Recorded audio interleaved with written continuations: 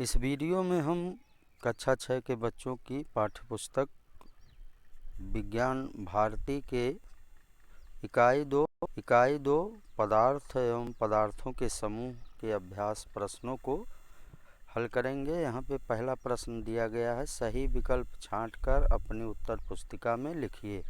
का कह रहा, वर्गीकरण आवश्यक होता है। इसके 4 विकल्प दिए गए हैं। पहला है वस्तुओं को व्यवस्थित रखने हेतु, दूसरा है वस्तुओं एवं पदार्थों के गुणों को आसानी से समझने हेतु, तीसरा है विद्यालय के पुस्तकालय हेतु, और चौथा विकल्प दिया है सभी हेतु।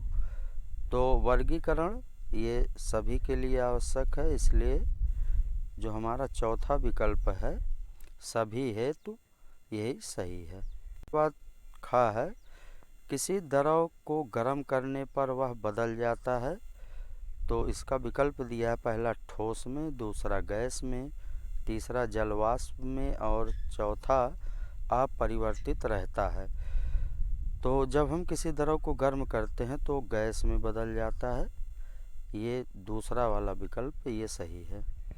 फिर गा है, गैस को किसी बर्तन में रखने पर वह, पहला विकल्प है उसकी तली में बैठ जाएगी, दूसरा उसमें पूरी तरह से फैल जाएगी, तीसरा उसमें केवल ऊपरी हिस्से में फैलेगी और चौथा उसको खाली कर देगी।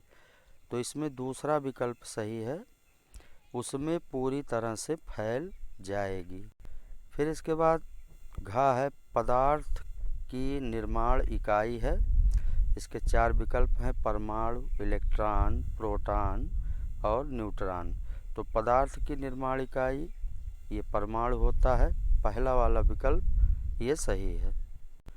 फिर इसके बाद दूसरा प्रश्न है, रिक्त स्थानों की पूर्ति कर अपनी उत्तर पुस्तिका में लिखिए। का दिया है, ठोस का आकार निश्चित होता है, यहाँ निश्चित भरेंगे खाली स्थान में। फिर खा है, अगरबत्ती की सुगंध गैसीय गुण के कारण कमरे में फैल जाती, यहाँ गैसीय भरेंगे। फिर गा है, नमक पानी में घुल जाता है, यहाँ नमक भरेंगे।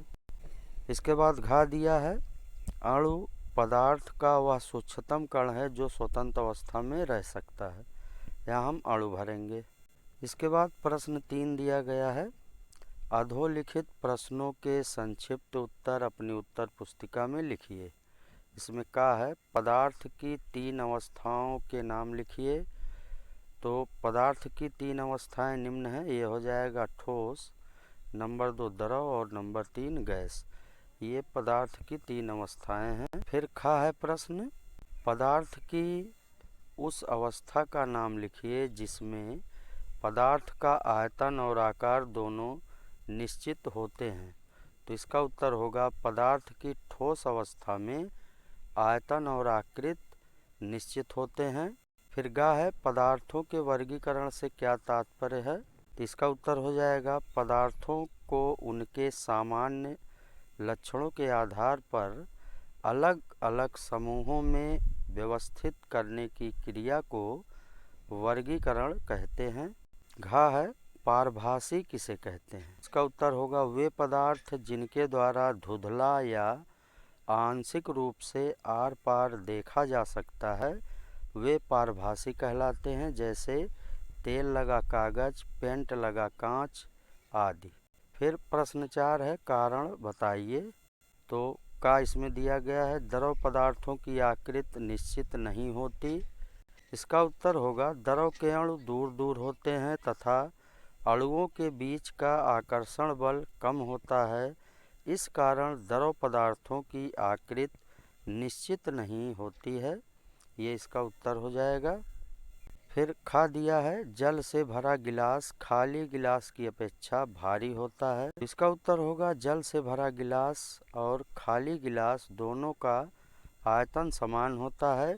जल के अणु निकट होने के कारण जल से भरे गिलास में गिलास के साथ जल का भी भार होता है, जबकि खाली गिलास में केवल गिलास का भार होता है, क्योंकि खाली गिलास में उपस्थित वायु के अणु दूर दूर होने के कारण उनका भार नगण्य होता है। इस कारण जल से भरा गिलास खाली गिलास की अपेक्षा भारी होता है।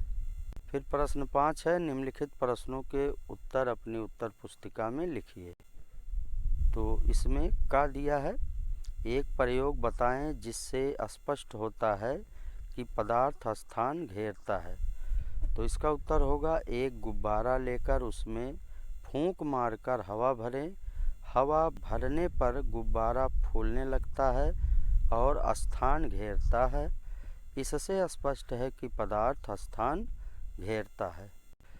फिर खा है, किसी पदार्थ को ठोस अवस्था से द्रव अवस्था में तथा द्रव अवस्था से ठोस अवस्था में कैसे बदला जा सकता है।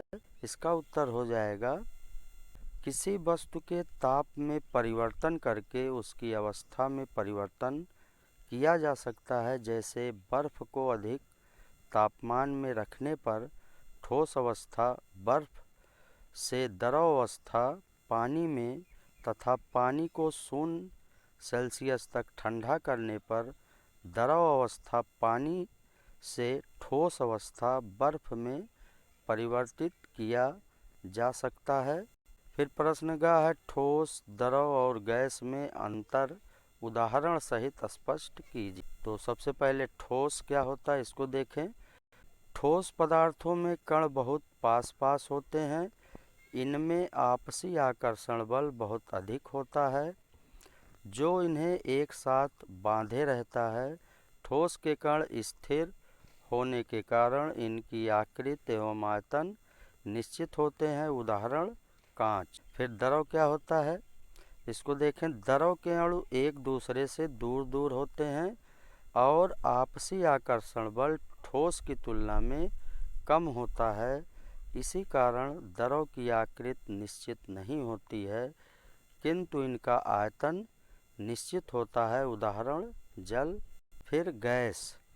गैस में कण अपेक्षाकृत बहुत दूर दूर होते हैं और इनमें आपसी आकर्षण बल नहीं के बराबर होता है, उदाहरण ऑक्सीजन गैस। फिर प्रश्न 6 है, पारदर्शिता के आधार पर पदार्थ कितने प्रकार के होते हैं, उदाहरण सहित लिखिए। तो इसका उत्तर होगा, पारदर्शिता के आधार पर पदार्थ को 3 वर्गों में वर्गीकृत किया जा सकता है। पहला है इसमें पारदर्शी।